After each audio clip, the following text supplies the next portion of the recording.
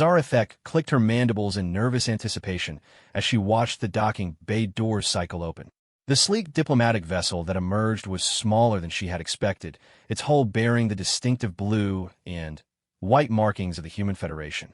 After months of negotiations through subspace communications, she was finally going to meet her intended mate face to face. The Veltar Empire had been struggling with declining birth rates for 3 generations.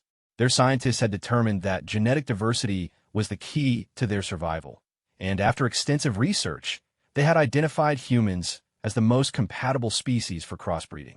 The political marriage she was about to enter would not only secure a crucial alliance, but potentially save her entire race from extinction. As the ship's environmental systems equalized, Zarethek smoothed down her ceremonial robes and checked her reflection in the polished metal wall. At nearly 8 feet tall, with 4 arms and chitinous plating that gleamed like polished obsidian, she cut an imposing figure even by Veltar standards.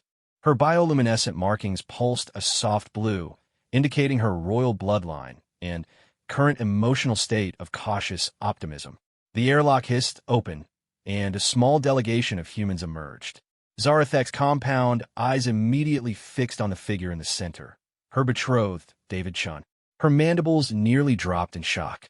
The human was barely 6 feet tall, appearing almost fragile compared to her massive frame.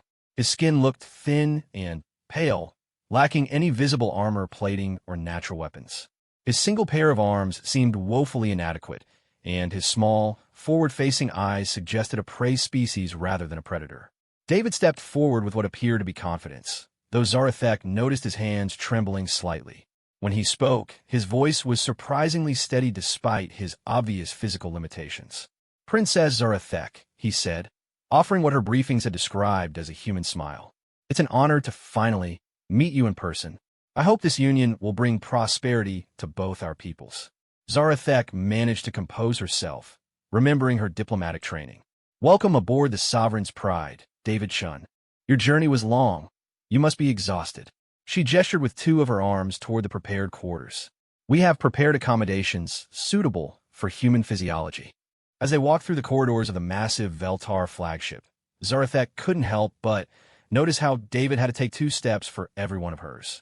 Several crew members they passed looked down at the human with expressions that ranged from curiosity to barely concealed disdain.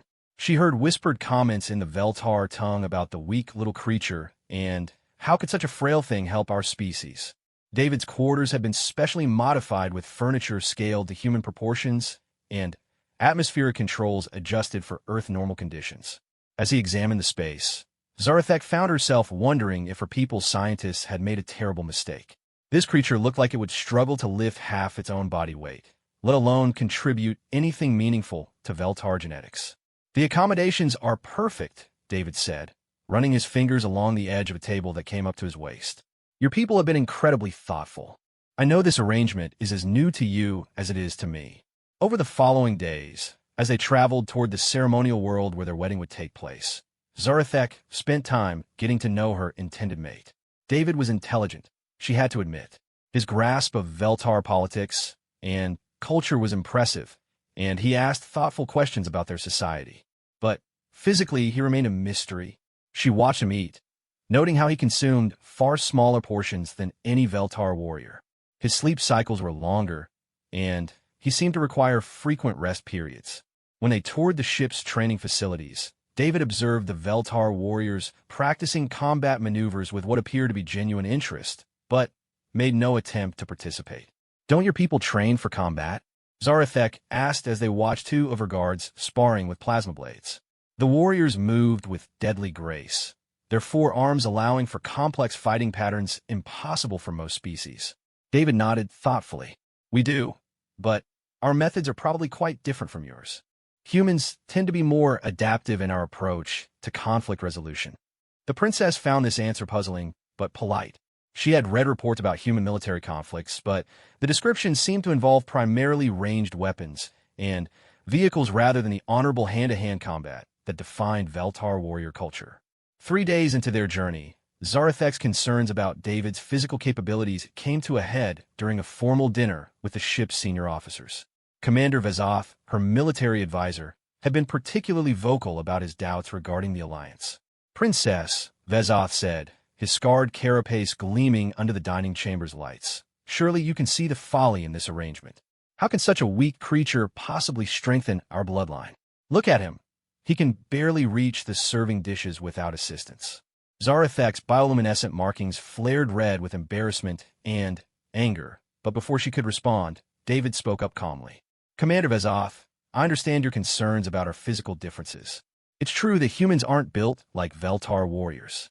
We lack your natural armor, your multiple limbs, your impressive size and strength." He paused, taking a sip from his modified drinking vessel. "But perhaps survival isn't always about being the biggest or strongest creature in the room. Then what is it about, little human?" Vezoth challenged, his mandibles clicking with amusement. "Hiding? Running? Begging for mercy?" David's expression remained perfectly calm.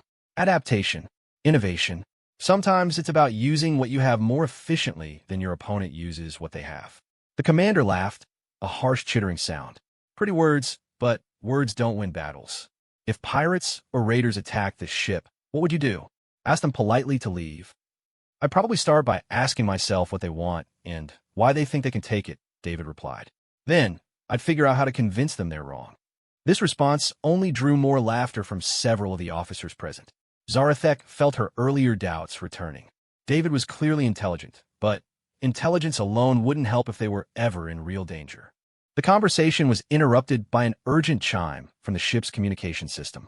Lieutenant Kexera's voice crackled through the speakers. "Princess, we're receiving a distress signal from the merchant vessel Golden Horizon. They report being under attack by Scarvan raiders approximately 2 light hours from our current position." Zarathek immediately stood, her combat instincts taking over. "Set course to assist immediately. Ready all weapon systems and prepare the boarding shuttles." As the senior staff dispersed to their battle stations, David remained seated, appearing remarkably calm for someone about to experience his first space combat. Zarathek paused at the doorway. "You should remain in your quarters," she told him. "Veltar military actions can be quite intense for civilians." David smiled again, that same expression that she was beginning to realize might be more complex than simple friendliness. "If it's all the same to you, I'd like to observe from the bridge. I promise not to get in the way." Against her better judgment, Zarathek agreed. As they made their way to the command center, she found herself hoping that David wouldn't embarrass himself when faced with real violence. The Scarvan were notorious pirates, known for their brutality and their heavily armed raiding ships. This would be a true test of Veltar military might, and she didn't want her future husband to witness any sign of weakness. The Bridge of the Sovereign's Pride was a marvel of Veltar engineering, with multiple levels of command stations arranged in a complex hierarchy that allowed for maximum efficiency during combat operations. Zarathek took her position at the central command throne, while David was given a small observation station near the tactical display. "Princess," reported Navigation Officer Telwyn, "we're approaching the coordinates of the distress signal. Multiple contacts detected. It appears to be a full Scarvan raiding fleet." The main display screen activated, showing a devastating scene. 3 large merchant vessels hung dead in space, their hulls breached and venting atmosphere. Surrounding them were nearly a dozen Scarvan raider ships, sleek predatory vessels designed for hit-and-run attacks.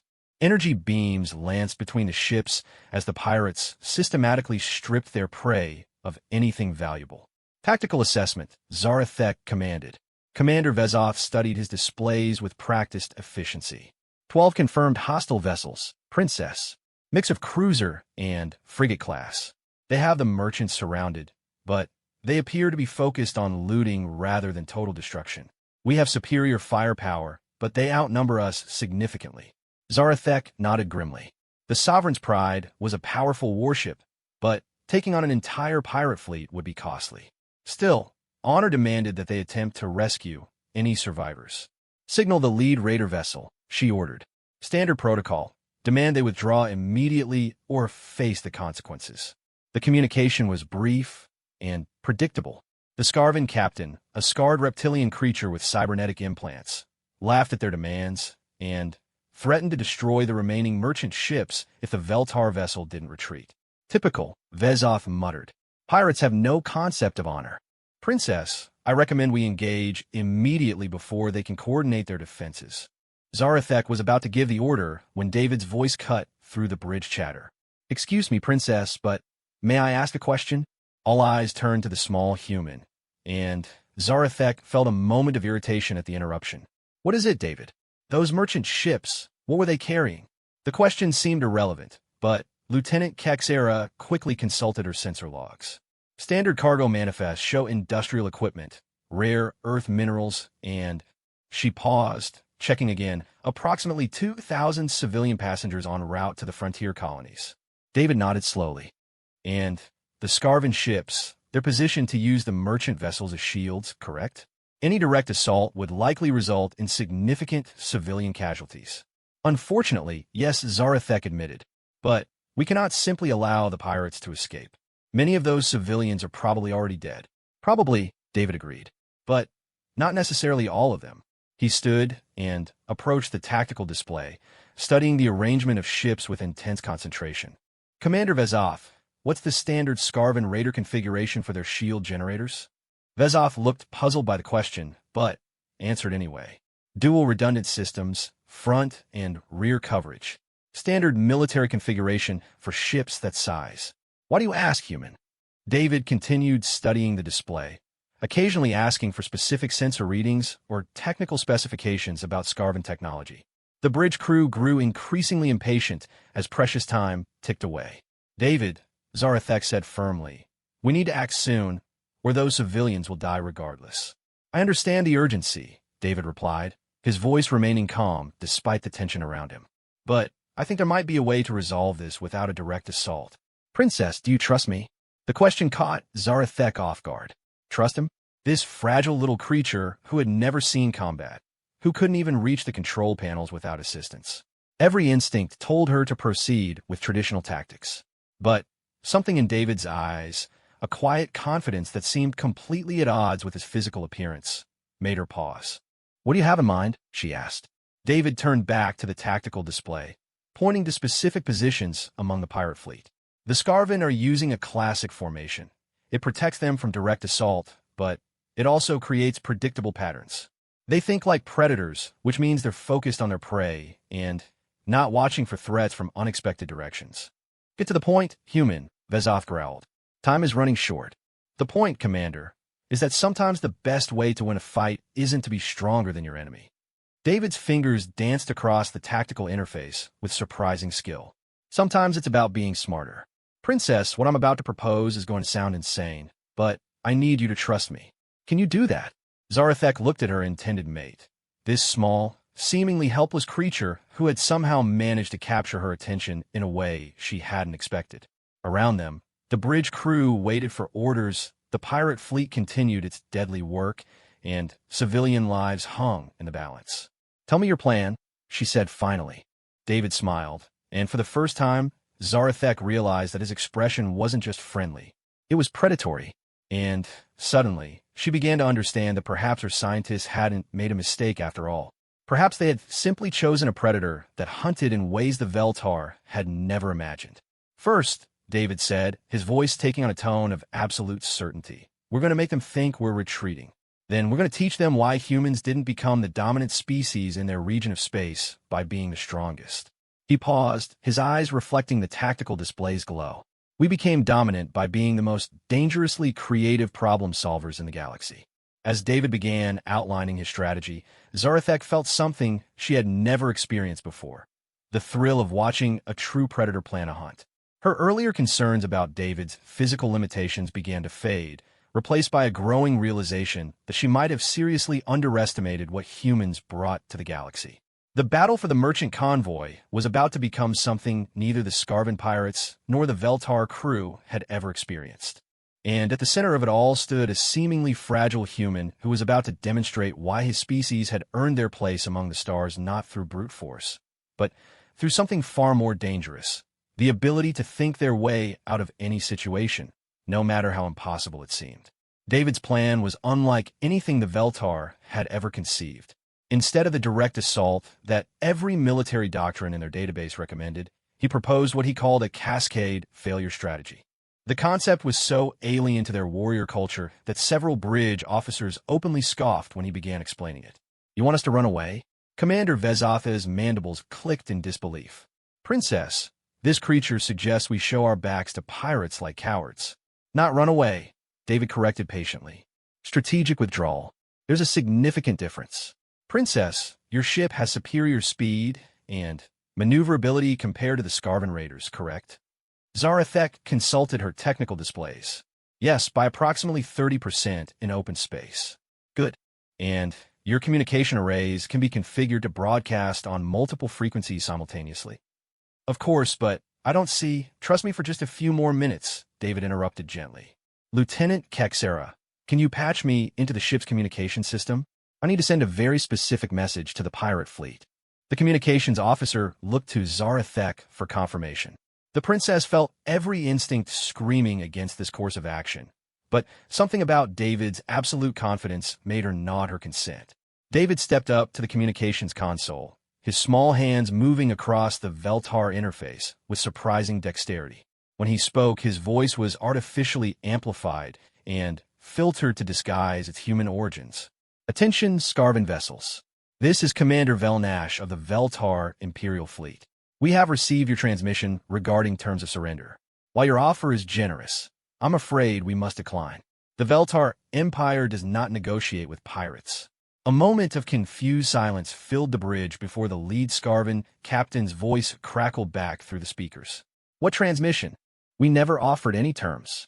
And who is this Velnash? We will destroy these merchant vessels unless you withdraw immediately. David continued as if he hadn't heard the response. I understand your frustration, Captain, but our intelligence regarding your fleet's capabilities was quite accurate. 12 vessels may seem formidable, but our sensor scans indicate significant weaknesses in your formation. We will be engaging in approximately 10 minutes. He cut the transmission before the pirates could respond and turned to face the bewildered Veltar crew. Phase 1 complete, he announced. Now comes the interesting part. Princess, I need you to order a withdrawal at maximum speed, directly away from the pirate fleet.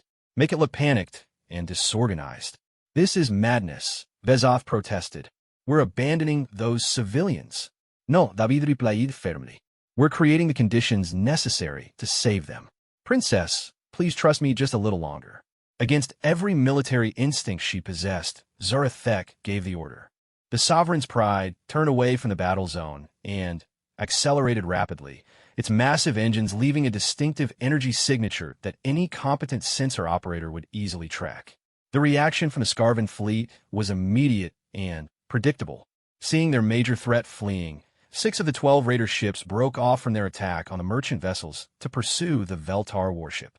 They left behind a token force to continue looting while the majority of their fleet gave chase to what appeared to be a cowardly enemy. They're following us, reported the navigation officer. 6 ships in pursuit formation, gaining slowly. Perfect, David said, studying the tactical display with the intensity of a scientist examining a complex equation. Princess, how long can your ship maintain maximum speed before the pirates catch up? Approximately 40 minutes at current acceleration rates. Excellent. That gives us plenty of time for Phase 2. David turned to the communication station again. Lieutenant Kexera, I need you to broadcast a general distress signal on all emergency frequencies. Make it sound like our engines are failing and we're requesting immediate assistance from any nearby Veltar vessels. The lieutenant looked confused but complied. Soon, a deliberately panicked message was broadcasting across subspace, describing engine failures and requesting urgent backup. David had her repeat the message every few minutes, each time making it sound more desperate. Now what? Zarathek asked, beginning to see the outline of David's strategy, but not yet understanding its full scope. Now we wait and listen, David replied. The Scarvan think they're chasing a damaged warship that's calling for help. In about 15 minutes, they're going to start monitoring our communications to determine if reinforcements are actually coming. As predicted, the pirates began attempting to intercept and decode the Veltar distress signals. What they found was a series of increasingly frantic messages indicating that the nearest Imperial fleet was at least 6 hours away. To the Scarvan, this confirmed that the fleeing warship was completely isolated and increasingly vulnerable. Phase 2 complete, David announced. Now, for the critical part. Princess, I need your ship to suffer a very convincing engine failure in exactly 12 minutes. Can your engineering team simulate a complete power loss without actually damaging anything vital? Chief Engineer Mortek, who had been silent throughout the conversation, finally spoke up. It can be done, but why would we want to appear helpless when we still have the advantage? Because, David explained, sometimes the best way to defeat an enemy is to let them think they've already won. When they believe they have overwhelming advantage, they make mistakes. And humans have become very good at exploiting mistakes. The simulated engine failure was a masterpiece of theatrical engineering. The Sovereign's Pride's acceleration dropped to nearly zero, its running lights flickered dramatically, and its energy signature became erratic and weak. To any external observer, it appeared that the mighty Veltar warship was dead in space. The Scarvan response was immediate. All 6 pursuing vessels accelerated to their maximum speed, eager to claim such a valuable prize before any reinforcements could arrive. Their formation became loose and aggressive, abandoning defensive protocols in favor of rapid closure. They're approaching fast, reported the tactical officer. Estimated intercept in 8 minutes. Perfect, David said. He turned to Zarathek with an expression that was no longer friendly or gentle. For the first time, she saw him as his species truly was not prey, but the most dangerous predator in known space. Princess, how many emergency escape pods does your ship carry? 46, fully equipped for extended survival. Excellent. I need you to launch all of them immediately, scattered in a wide pattern around our current position. Make sure each pod is broadcasting a distress beacon. Launch our escape pods while we're still combat capable. Vezov was horrified.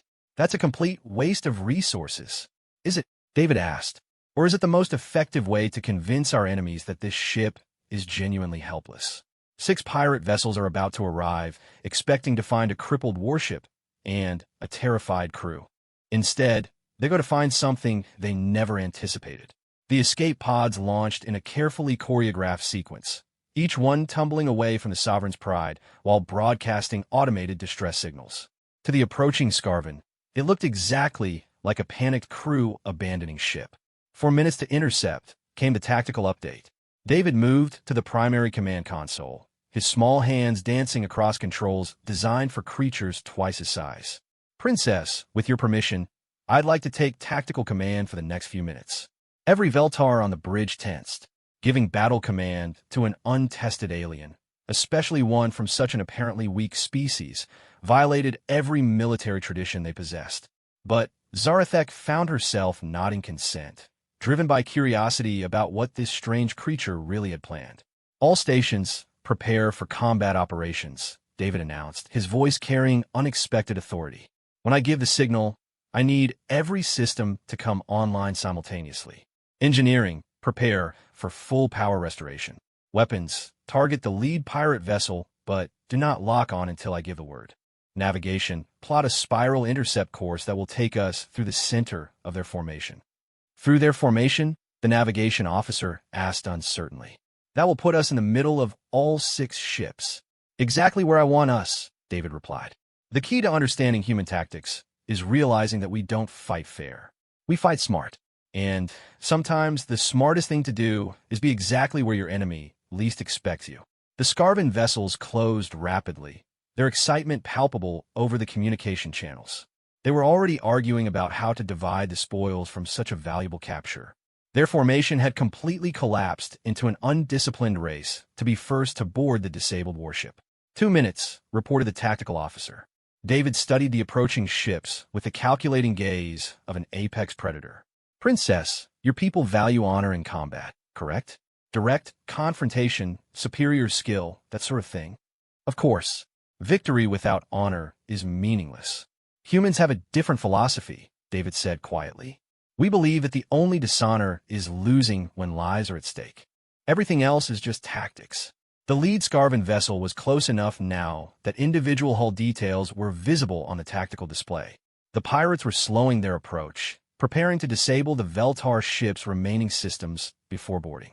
Now, David said simply, the Sovereign's Pride came alive like a sleeping dragon suddenly awakened. Every system that had been carefully shut down or disguised came online simultaneously, flooding space with sensor energy and targeting locks.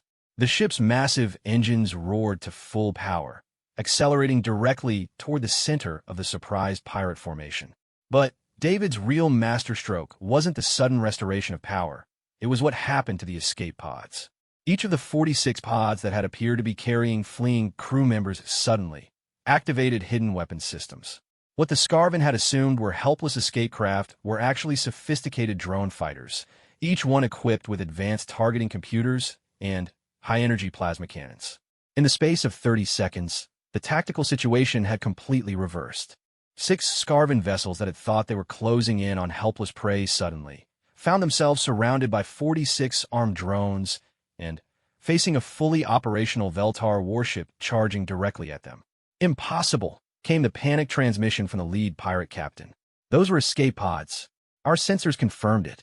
Your sensors confirmed exactly what we wanted them to confirm, David replied over the open channel, his voice now carrying the cold confidence of a predator revealing itself to trapped prey. Human lesson number 1. Assumptions can be fatal. The drone swarm attacked with mathematical precision. Each unit had been programmed with specific targeting priorities, and they executed their assault with the kind of coordination that only artificial intelligence could achieve. The Scarven ships, caught completely off guard and, with their formation scattered, found themselves fighting a three-dimensional battle they had never trained for. Tactical report, Zarathek called out, her voice tight with excitement and disbelief. 3 pirate vessels critically damaged, 2 more suffering major systems failures. The 6th is attempting to retreat, but the drone swarm is maintaining contact. David's fingers flew across the tactical interface, coordinating the attack with the precision of a master conductor leading an orchestra. Princess, if you would be so kind as to target the lead vessel's engines. Disable them, don't destroy them. We'll want to interrogate survivors. The Sovereign's Pride's main guns spoke once, sending precisely calibrated energy beams into the flagship's propulsion systems. The Scarven vessel went dark and began tumbling helplessly through space. Within minutes, it was over. 6 pirate ships had been completely neutralized by what they had assumed was a single, helpless opponent. The drone pods began returning to the Veltar warship like faithful hounds returning to their master. "How?" Commander Vezov asked, his voice barely above a whisper. "How did you know this would work?" David leaned back in the command chair, finally, allowing exhaustion to show on his face. "Because humans have been the prey species for most of our evolutionary history. We survive by being smarter, more adaptable, and more creative than everything that wanted to eat us. When you're not the strongest creature on the planet, you learn to use every advantage you can create. But the escape pods, they appear to be standard emergency equipment on our sensors." "They were standard emergency equipment," David confirmed. "We just modified them. The weapons systems were improvised from maintenance tools and spare parts from your own supply stores. The targeting computers were reprogrammed entertainment devices. Humans are very good at making dangerous things out of harmless components." Zarathek stared at her intended mate with new understanding. "You planned this entire engagement from the beginning." "Not this specific battle," David admitted. "But I've been studying Veltar military doctrine since the marriage negotiations began. Your people are excellent warriors, but you think like honorable soldiers. Pirates don't. They think like predators seeking easy prey." He smiled, that expression she was beginning to realize was far more complex than simple friendliness. "Fortunately, humans think like predators too. We just hide it better." The bridge fell silent as the implications of what they had witnessed sank in. This small, seemingly fragile creature had just orchestrated one of the most innovative tactical victories in recent Veltar military history using nothing but improvised weapons and psychological manipulation. "The remaining pirates around the merchant vessels," Zarathek said suddenly. "They'll have heard the battle." David nodded, already pulling up long-range sensor data. 6 ships neutralized, 6 remaining at the original location. "But I suspect they're about to become much more cooperative. Lieutenant Kexera, please open a channel to the merchant vessel location." When the communication link was established, David's voice carried across space with calm authority. "Attention remaining Scarven vessels. Your attack fleet has been neutralized. You have 2 options, surrender immediately and prepare to be taken into custody or join your companions in drifting helplessly through space. You have 30 seconds to decide. The response was immediate panic. The remaining pirates had monitored the destruction of their comrades and had no desire to face whatever mysterious weapon had eliminated 6 warships so quickly. Within minutes, all remaining Scarvan vessels had powered down their weapons and were transmitting surrender codes. Rescue operations for the merchant vessels can begin immediately, David announced. I estimate significant survivors given the pirates' focus on looting rather than destruction. As the bridge crew began coordinating rescue operations, Zarathek found herself looking at David with completely new eyes. The frail, helpless creature she had agreed to marry had just demonstrated capabilities that no Veltar tactical analysis had anticipated. "How many other surprises should I expect?" she asked quietly. David's smile broadened, and for the first time, Zarathek realized it held depth she had never imagined. "Princess, you're about to marry a human. I suspect we're both going to discover things about each other that will keep life interesting for a very long time." As rescue ships deployed toward the damaged merchant vessels, Zarathek contemplated the future with her seemingly weak, but actually terrifyingly competent intended husband. The genetic diversity her scientists had sought was clearly just the beginning of what humans would bring to Veltar society. She was beginning to suspect that her people had no idea what they had gotten themselves into. And, surprisingly, that thought filled her with excitement rather than dread. The rescue operations proceeded with typical Veltar efficiency, but the aftermath of the battle had fundamentally changed the dynamic aboard the Sovereign's Pride. Word of David's tactical brilliance spread through the ship like wildfire, creating a mixture of awe, confusion, and newfound respect among the crew. Zarathek watched from the observation deck as the damaged merchant vessels were brought alongside for emergency repairs and passenger evacuation. Over 2,000 civilian lives have been saved, not through the traditional Veltar method of overwhelming force, but through what David had called creative problem-solving. "Princess," came Commander Vezoth's voice from behind her.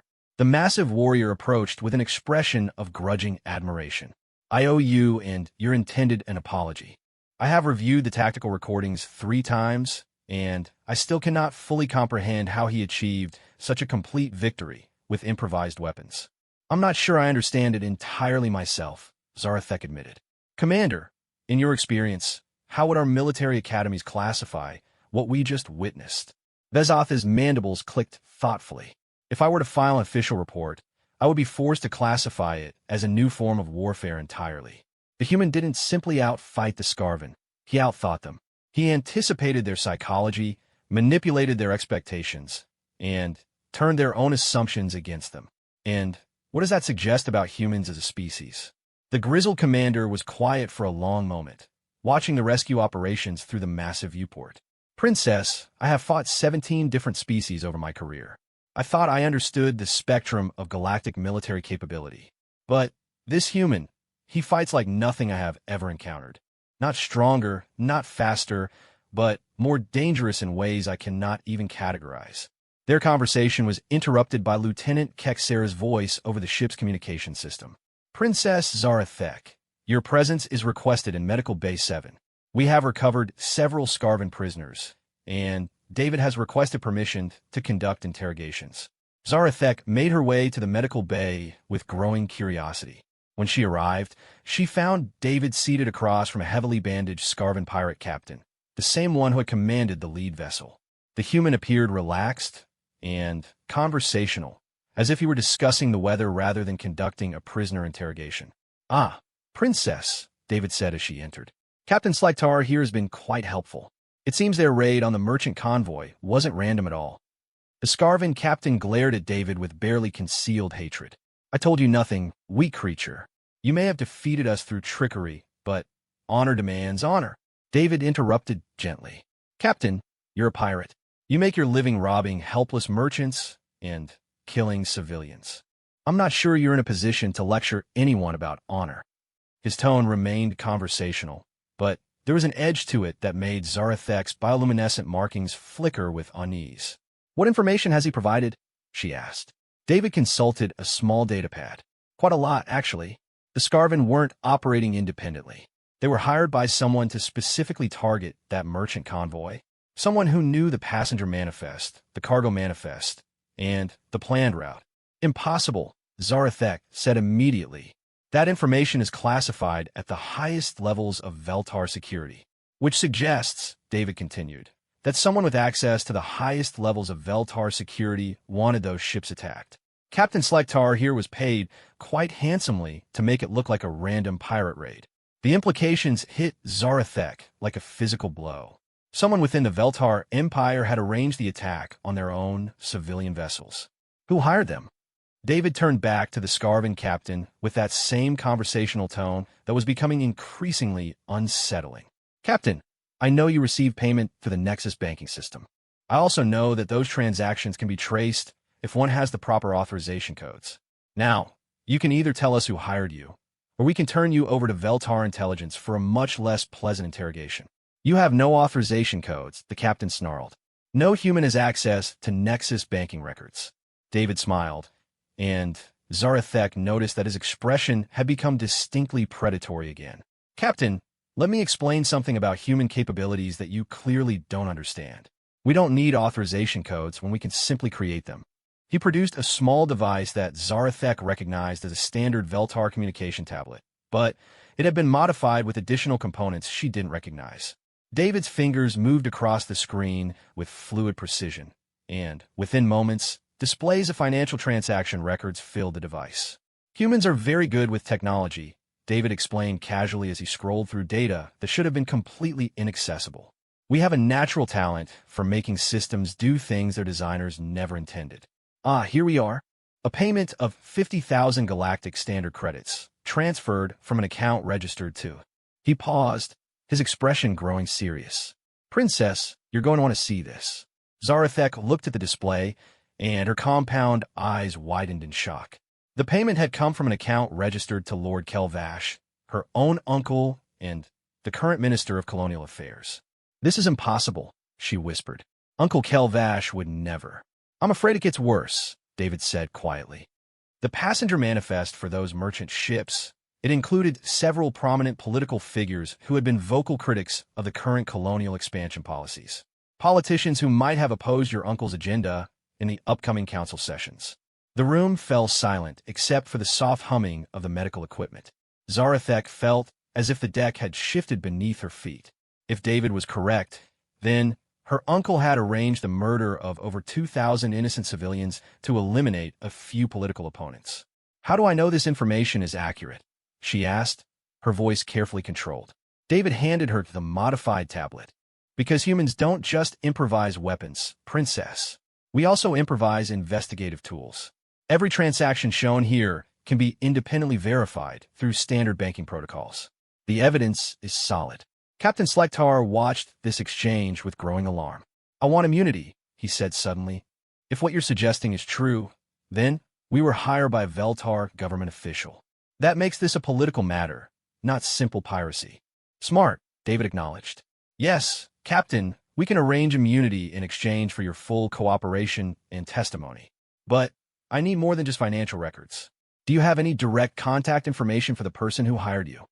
Over the next hour, David expertly extracted a wealth of information from the cooperative pirate captain. It became clear that Lord Kelvash had been planning the attack for months, using intermediaries and shell companies to hide his involvement. The goal had been to eliminate political opposition while making it appear to be random pirate activity. Princess, David said finally, we need to discuss what happens next. This evidence proves treason at the highest levels of your government. How we proceed will depend on Veltar law and your political situation. Zarathek had been silent for most of the interrogation, processing the implications of her uncle's betrayal. Under Veltar law, treason is punishable by exile or death. But Uncle Kelvash has significant political support. Accusations against him would need to be overwhelming and undeniable. They will be, David assured her. But there's something else we need to consider. If your uncle was willing to arrange mass murder to eliminate political opposition, what do you think he might do when he learns that his plan has been exposed? The question hung in the air like a physical threat. Zarathek realized that by saving the merchant convoy, they had inadvertently declared war on one of the most powerful figures in the Veltar Empire. He'll try to eliminate the evidence, she said slowly. Which means Which means he'll try to eliminate us, David finished, along with the rescued civilians, the captured pirates, and anyone else who might testify against him. As if summoned by their conversation, Lieutenant Kexera's voice crackled over the communication system. Princess, we're receiving an urgent transmission from Veltar High Command. Lord Kelvash is demanding immediate communication with you regarding the merchant convoy incident. David and Zarathek exchanged glances. How long until we reach the ceremonial world for our wedding? David asked. At current speed, approximately 18 hours. And how long would it take Lord Kelvash to reach us with a military force if he left immediately? Zarathek performed quick calculations. Perhaps 12 hours, if he commandeered the fastest ships available. David nodded grimly. Then, we have a problem. He's going to want to debrief us about the pirate attack. And when we don't tell him what he wants to hear, he's going to realize that his plan has been exposed. What do you suggest?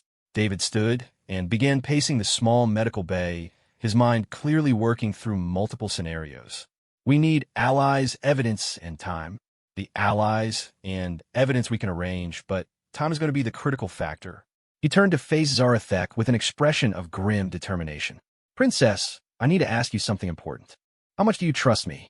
After what you accomplished with the pirates, considerably more than I did this morning. Good, because what I'm about to propose is going to sound like madness.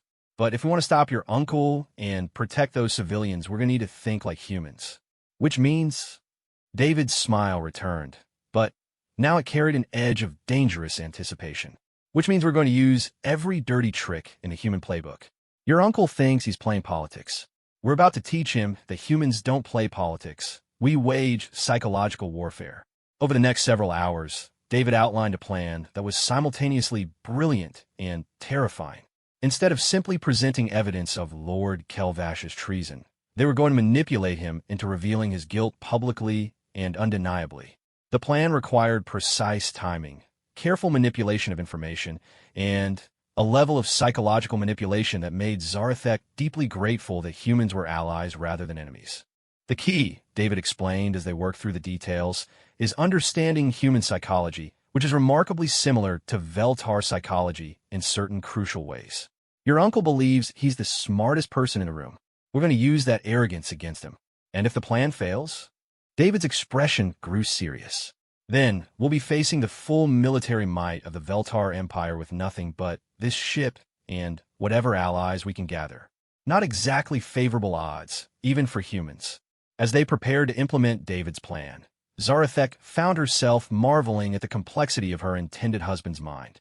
What she had initially mistaken for physical weakness was actually a completely different kind of strength, the ability to solve problems through intelligence, creativity, and an understanding of psychology that bordered on prescient.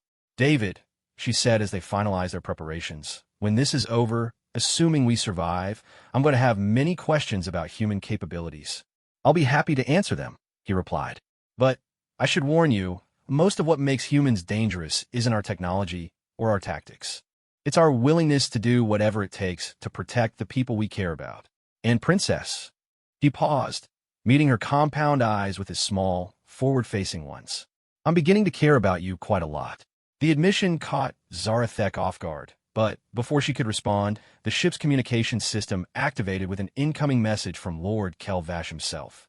The trap was about to be set, and the most dangerous game of political maneuvering in Veltar history was about to begin. As Zarathek prepared to face her treacherous uncle, she realized that somewhere along the way, her arranged marriage to the seemingly weak human had become something much more personal. David had proven himself to be everything the Veltar Empire needed: intelligent, capable, and absolutely ruthless when protecting those he cared about. She was beginning to understand that marrying a human might be the best decision her people had ever made, assuming, of course, that they lived long enough to complete the ceremony. The holographic projection of Lord Kelvash materialized in the Sovereign's Pride's main communication chamber, his imposing figure immediately commanding attention. Even through the flickering display, his presence was formidable, nearly 9 feet tall with the distinctive golden carapace markings that denoted his ancient bloodline. His 4 arms moved with the practiced grace of a career politician as he arranged his ceremonial robes. Niece, he said, his voice carrying the warm familiarity of family relationships while his compound eyes remained cold and calculating. I have received disturbing reports about an incident involving merchant vessels in your sector. I trust you, and your intended are unharmed. Zarathek had prepared for this moment according to David's detailed instructions. Her response needed to appear natural while laying the groundwork for the psychological trap they were setting. Uncle Kelvash, we are well. The situation was more complex than initial reports indicated. We encountered a significant Scarvan-raiding fleet that had attacked civilian vessels. The rescue operation was challenging. Indeed, Lord Kelvash replied, his mandibles clicking with what appeared to be concern. I have reviewed the preliminary reports, and I must say I'm impressed by your tactical handling of the situation. 12 pirate vessels defeated with minimal losses. Quite remarkable for such a young commander. David, who stood just outside the holographic display's range, made a subtle gesture to Zarathek. This was the first test of their trap. Would her uncle reveal knowledge he shouldn't possess? Actually, uncle, there were only 12 total vessels, not the 16 mentioned in our initial reports. 6 pursued us, while 6 remained with the merchants. I'm curious how you received such specific details so quickly when we haven't filed our complete tactical report yet. There was the briefest pause before Lord Kelvash responded, but David caught it immediately. The man had access to information that should have been impossible to obtain through official channels. Ah, you know how quickly rumors spread through military communications, my dear. I may have misheard some of the details. What matters is that you're safe, and the situation was resolved favorably. David made another gesture, and Zarathek moved to the second phase of their plan. Uncle, I should mention that we recovered several prisoners from the defeated vessels. Some of them have made rather interesting claims about their mission parameters. I thought you might want to be aware before I submit my official report to High Command. Lord Kelvash's holographic image shifted slightly, his posture becoming more alert. What sort of claims? They insisted that their attack on the merchant convoy wasn't random. According to their statements, they were specifically hired to target those vessels and their passengers. Of course, such claims are probably just desperate attempts to negotiate for better treatment. David watched the holographic projection with the intensity of a predator studying its prey. Human psychology and Veltar psychology shared many common elements, particularly when it came to guilt and self-preservation. Lord Kelvash was about to demonstrate this similarity. Higher! Lord Kelvash's voice carried just the right note of surprised indignation. Preposterous! Pirates often make such claims when captured, hoping to suggest some grand conspiracy. I trust you haven't given credence to such obvious fabrications. Of course not, Zarathek replied smoothly. Although they did provide what appeared to be financial transaction records. Probably forged, but quite sophisticated for simple pirates. We're planning to have them analyzed by our financial investigators once we reach the ceremonial world. The pause this time was longer, and David saw exactly what he had been waiting for. The micro-expressions that indicated Lord Kelvash was rapidly calculating risks and potential exposure. Financial records? Lord Kelvash said carefully. Niece, perhaps it would be wise to handle such sensitive information through proper channels. I could arrange for a specialized investigator from the ministry to review any evidence. After all, we wouldn't want false accusations to damage innocent reputations. David smiled. The trap was working perfectly. Lord Kelvash was making exactly the moves that confirmed his guilt while simultaneously setting himself up for exposure. That's very thoughtful of you, Uncle. Actually, my intended has been quite helpful in analyzing the records. Humans apparently have some interesting capabilities when it comes to financial investigations. For the first time, Lord Kelvash's attention focused on the area where David was standing just outside the transmission range. Your human is involved in investigating criminal evidence? Surely such matters should be handled by qualified Veltar professionals. David stepped into view of the holographic projector, offering Lord Kelvash his most innocent smile. Lord Kelvash, it's an honor to meet you. Princess Zarathek has told me so much about your work with colonial affairs. The older Veltar studied David with obvious suspicion. Indeed. And what exactly are your qualifications for analyzing criminal financial data, human? Oh, I wouldn't say I'm particularly qualified, David replied with self-deprecating modesty. Humans just have a natural curiosity about how information systems work. Sometimes we stumble across interesting connections that others might miss. What sort of connections? David glanced at Zarathek as if seeking permission, then turned back to the hologram. Well, for example, the financial records the pirates provided show a very sophisticated payment chain. Multiple intermediary accounts, shell companies, timing designed to obscure the original source. Whoever hired them clearly understood high-level financial security protocols. Lord Kelvash's posture shifted almost imperceptibly, but David caught the change immediately. Fear was beginning to replace calculation in the minister's demeanor. I trust you haven't shared these unverified records with anyone outside your immediate crew? Of course not, Zarathek assured him. We understand the sensitivity of such matters. Although David did mention that the payment trail ultimately leads back to accounts within the Veltar government itself. Surely that can't be accurate. The holographic projection flickered slightly as Lord Kelvash processed this information. David could see the moment when the minister realized that his carefully constructed plan was unraveling. Government accounts? Lord Kelvash's voice carried forced skepticism. Clearly these records are fabricated. Pirates would never have access to such specific financial information. That's exactly what I thought, David said agreeably. But the authentication codes are surprisingly sophisticated, almost as if whoever created them had legitimate access to actual government financial systems. Lord Kelvash was silent for several long moments. David could see the man's mind racing through options, calculating the extent of his exposure, weighing the risks of different responses. Perhaps, Lord Kelvash said finally, it would be best if I personally reviewed these records before any official reports are filed. I have extensive experience with financial security, and I could quickly determine their authenticity. David exchanged glances with Zarathek. This was exactly the response they had hoped for. That's very generous, Uncle, Zarathek said. But wouldn't it be more appropriate to follow standard protocols? Submit the evidence to High Command and let them determine proper investigative procedures. Normally, yes, Lord Kelvash replied quickly. But given the sensitive nature of these allegations and the potential for false accusations against government officials, I believe direct ministerial oversight would be more appropriate. David stepped forward slightly, his expression one of helpful curiosity. Lord Kelvash, may I ask a question about Veltar financial security protocols? I'm trying to understand how someone could have gained access to government banking systems. What do you mean? Well, according to these records, the payments were authorized using ministerial-level access codes.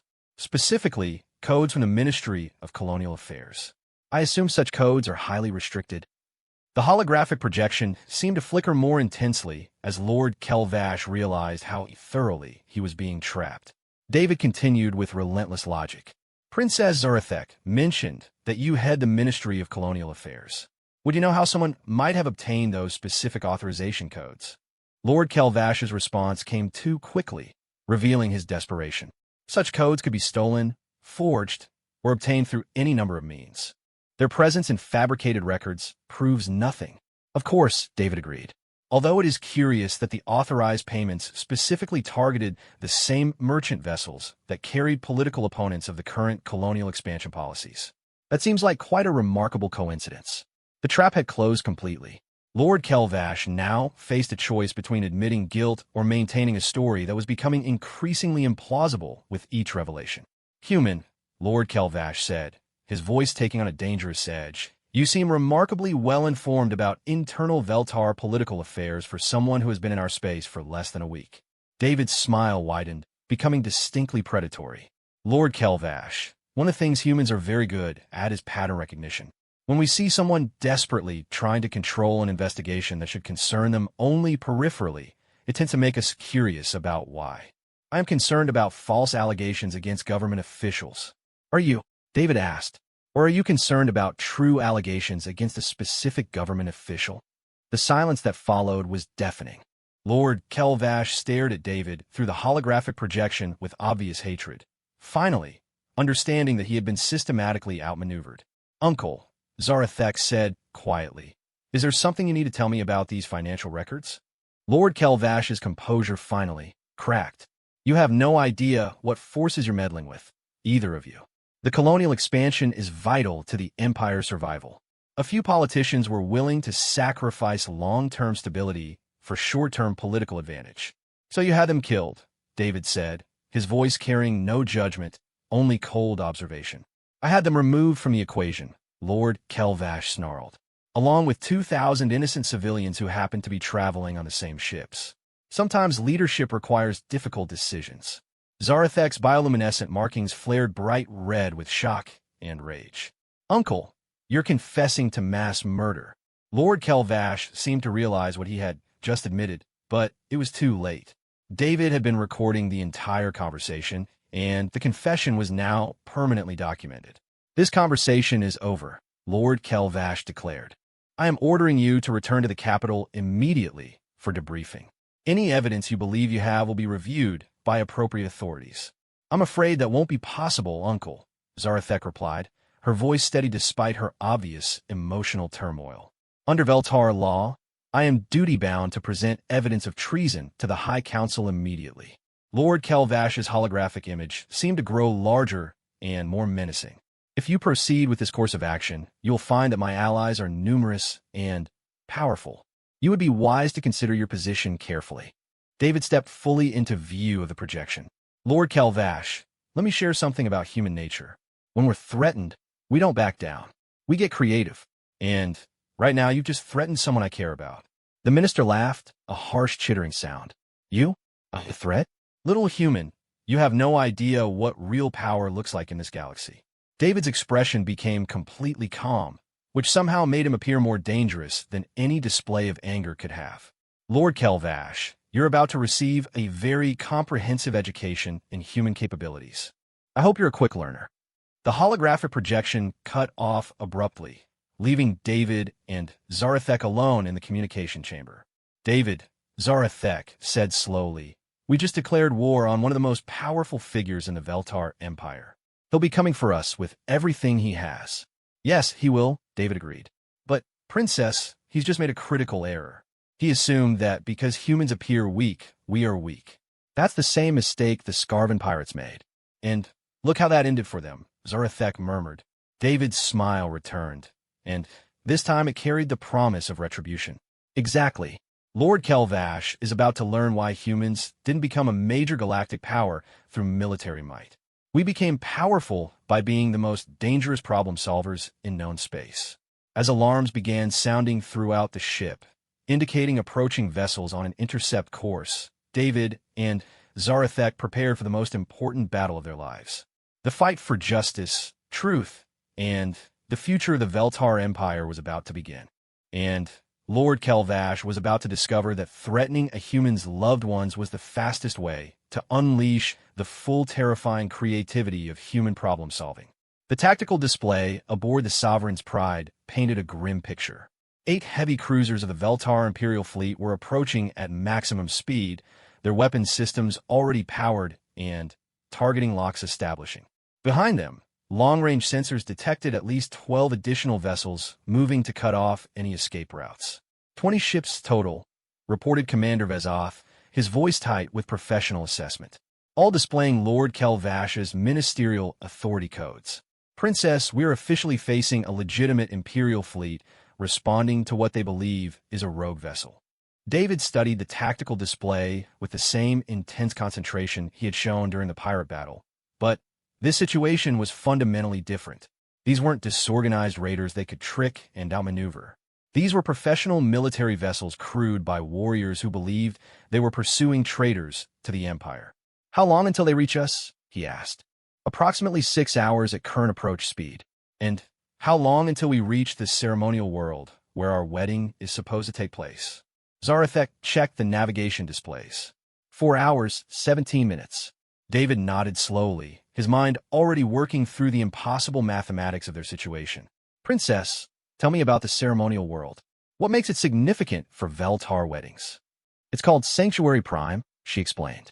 Ancient tradition holds that no violence can occur there during ceremonial periods. It's considered sacred ground under the oldest laws of our empire. And those laws are still respected? Absolutely. Even during civil wars, Sanctuary Prime has remained neutral. The religious significance is too great to violate. David's expression brightened slightly. Then, we need to get there before Lord Kelvash's forces catch us. But, more importantly, We need to make sure we arrive with enough witnesses to ensure our story gets heard.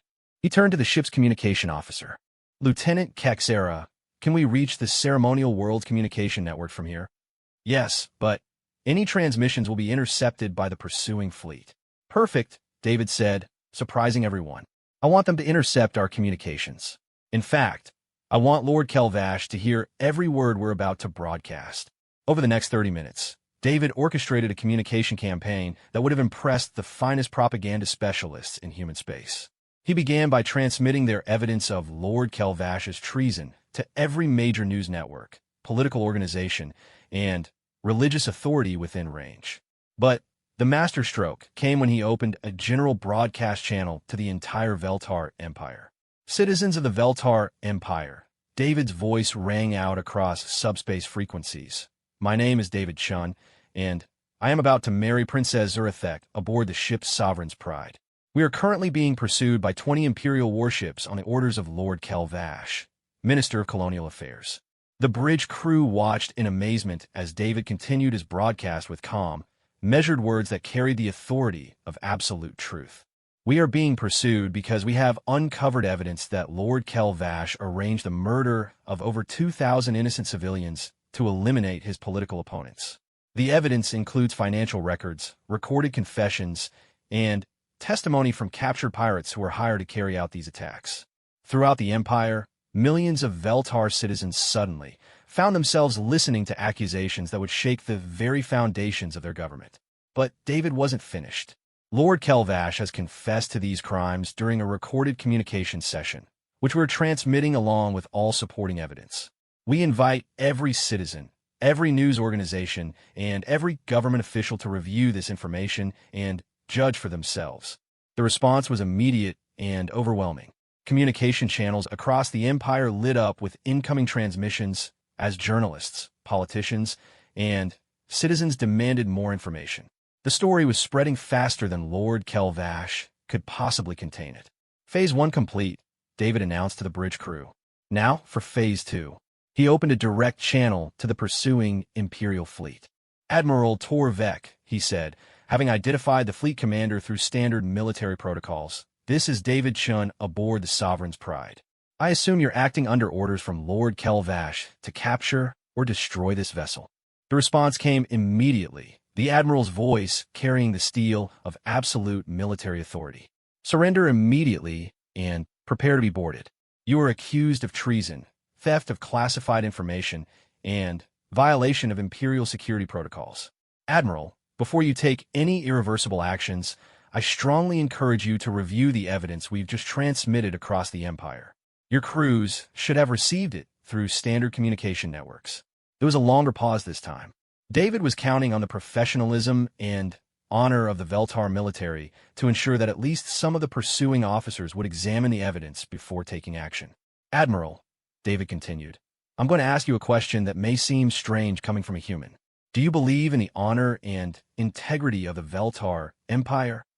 Of course I do, alien. I have served this empire for 40 years. Then consider this. If the evidence we've provided is genuine, then you're currently pursuing the wrong criminals. If it's fabricated, then you're entirely justified in your actions. But if you destroy us before the evidence can be properly examined, you'll never know which is true. Admiral Torvek's response was immediate. I have my orders from legitimate Imperial authority. You have orders from someone who has just been accused of mass murder, David corrected.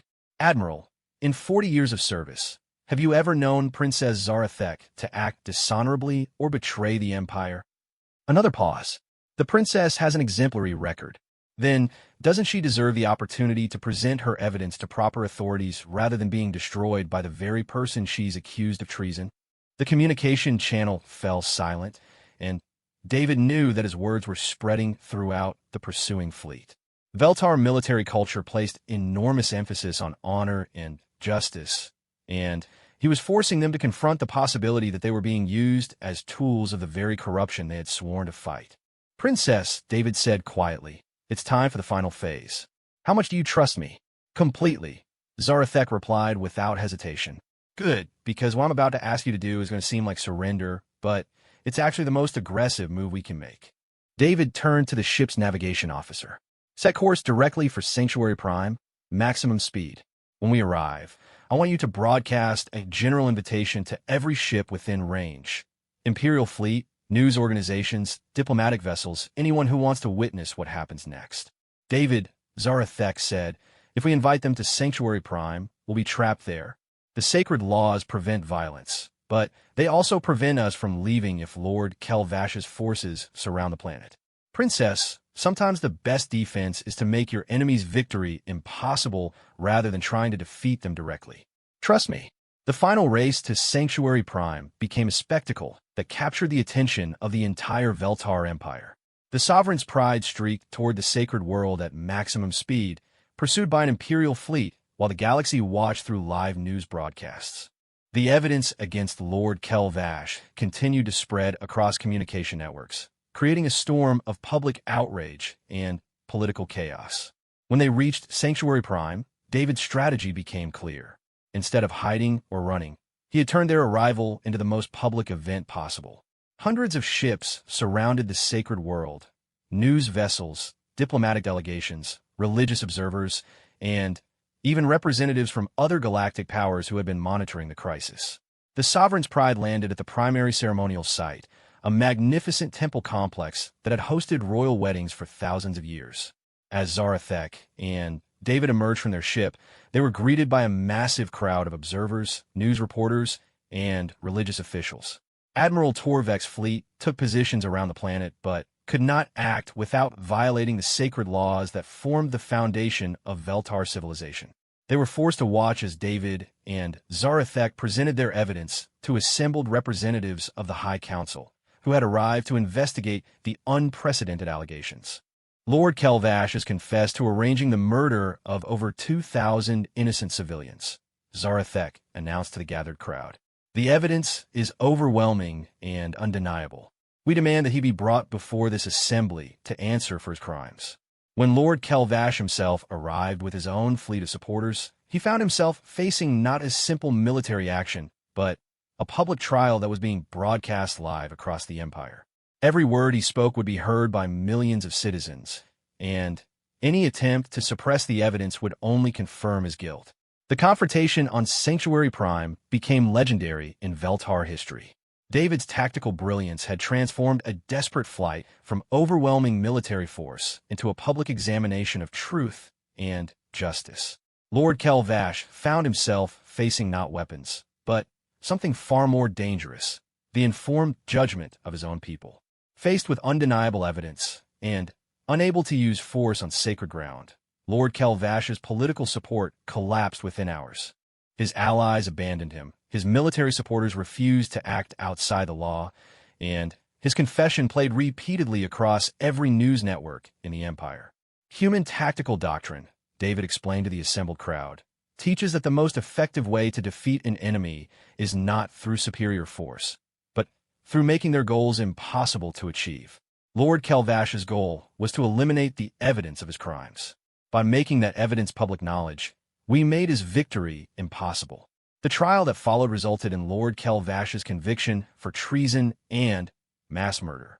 But the real victory came when Princess Zarathek and David Chun were married in the same ceremonial complex where they had fought for justice, surrounded by representatives from across the galaxy who had witnessed their struggle.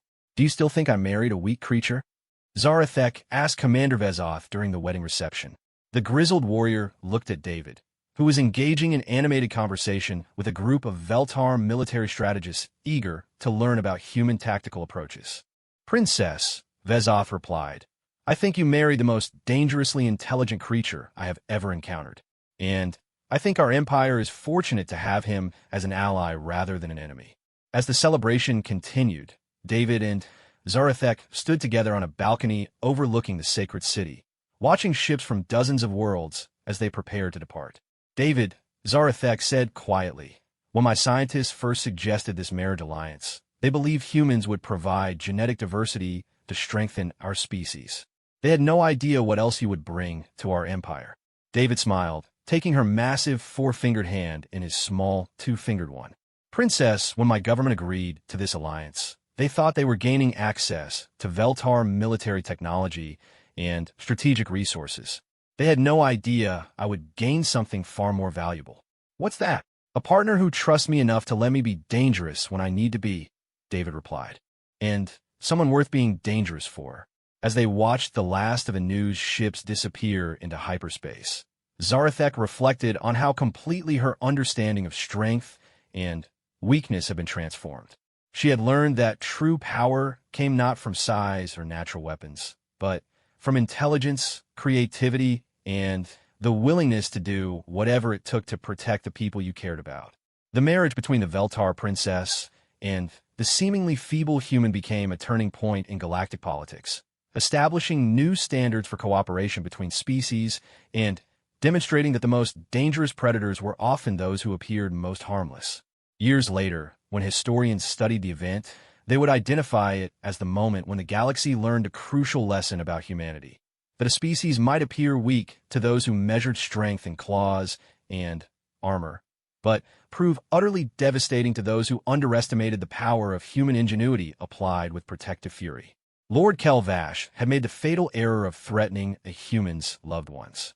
He discovered too late that humans respond to such threats not with brute force, but with something far more terrifying: the complete application of human creativity to the problem of making their enemy's victory impossible. And, in the end, that was the most human response of all. Not to be stronger than their enemies, but to be so much smarter that strength became irrelevant.